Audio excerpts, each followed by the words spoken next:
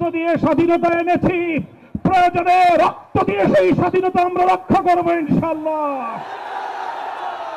স্বাধীন বাংলার মাটিতে দাঁড়িয়ে আমরা বলতে চাই, নারী সংস্কারের নামে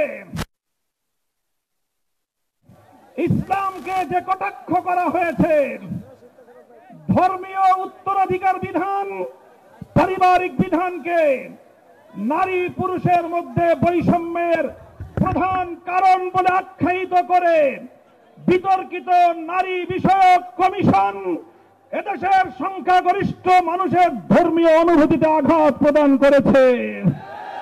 ধর্মীয় অনুভূতিতে আঘাত প্রদান করবার অপরাধে তাদের বিরুদ্ধে আমরা রাষ্ট্রের শাস্তিমূলক ব্যবস্থা দেখতে চাই।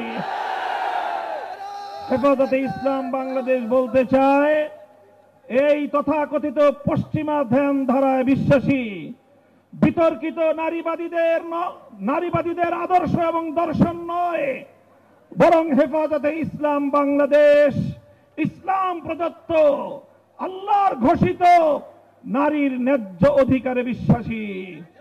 ইনশাআল্লাহ হেফাজতের সংগ্রামী মহাসচিব কর্মসূচি ঘোষণা করবেন। সারা বাংলাদেশ জুড়ে হেফাজতের নেতা কর্মীদেরকে আগামী মাসগুলোতে গোটা বাংলাদেশ জুড়ে নারীর ন্যায্য অধিকার